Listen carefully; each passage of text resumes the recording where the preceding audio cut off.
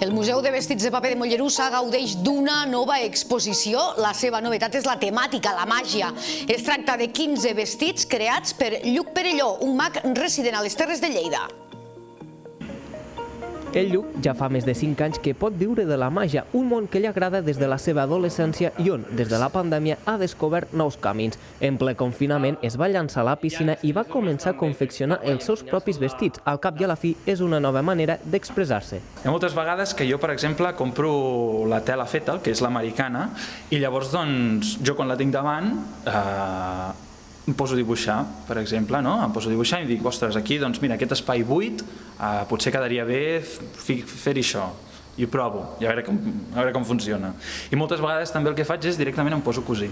En aquell moment, el Lluc mai s'hauria imaginat que acabaria amb exposicions amb creacions seves. Hi ha de tota mena d'americаnes, des de les que utilitza per als seus espectacles, passant per creacions més atrevides fins a arribar a la seva primera obra. Tot va començar a partir d'una simple americana. Llavors el que vaig fer vaig agafar i la vaig modificar i vaig fer que es tanqués amb aquest tipus de coll que es diu com el coll Mao, i d'aquesta manera quedava també totalment tancada per dalt. I llavors, a partir d'aquí, jo vaig agafar cordeta i passamaneria d'aquesta i em vaig posar a decorar-la i a veure què passava. I aquesta va ser, crec, de les que vaig trigar més, perquè com que va ser la primera. Companys de professió li han demanat que els hi faci algun vestit personalitzat i fins i tot ha captivat a dissenyadors de moda. Pròximament, una de les seves creacions apareixerà a la revista Passarel·la amb una celebritat.